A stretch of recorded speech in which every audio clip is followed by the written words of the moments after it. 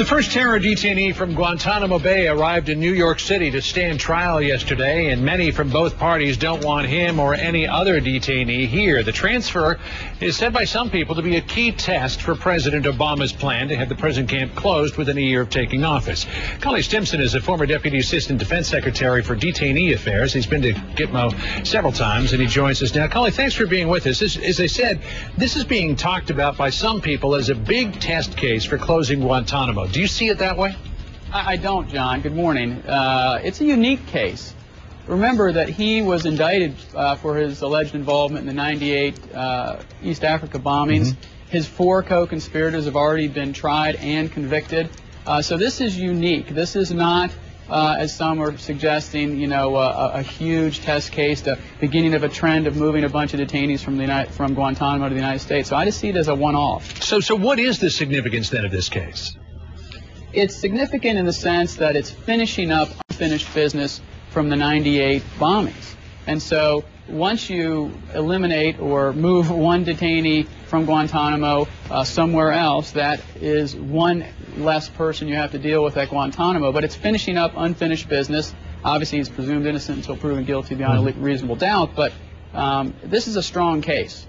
So Republicans came out, heavily criticizing this move yesterday, saying that it was the Obama administration importing terrorists to American soil. Is it? Well, it is importing a person who is one of 5 people involved in the '98 bombing, so they're right. And I don't think this allays any of the concerns that Democrats and Republicans had expressed a few weeks ago that they would precipitously close Guantanamo before a plan is in place. But again, I think this is a completely unique situation. People should take a deep breath. I understand the politics, as you do, John, but this is a unique situation. So, just in this idea of bringing these detainees to American soil, as you said, this is somebody who was wanted for the 1998 bombing of the embassies in Tanzania and Kenya, not a post 9/11 sort of thing, even though he wasn't captured until 2004.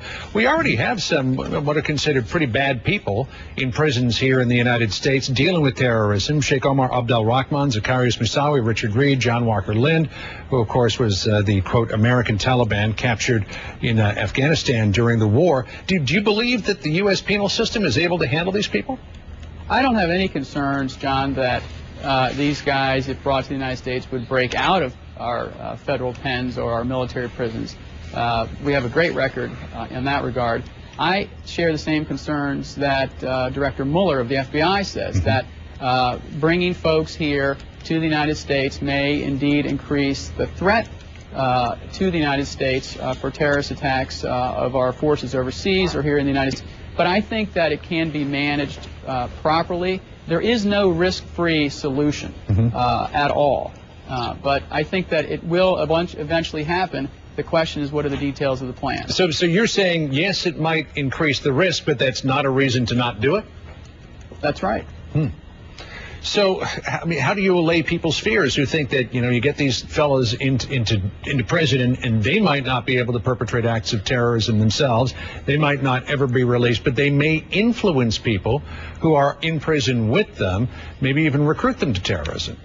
Well, we already have people in prisons in the United States who are attempting to recruit people to jihad.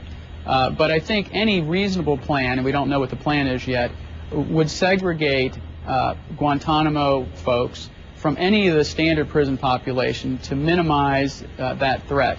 And so some have suggested either breaking up the Guantanamo population that you bring here and put them in separate prisons. I don't think that's necessarily a good idea. I think you put them all in one place and don't have any standard domestic, what I would call vanilla prisoners, even anywhere in the facility, to mitigate the threat of that. All right. Cully Stimson, it's good to talk to you this morning. Thanks for being with us. Really appreciate it. Thanks, John. All right. Take care.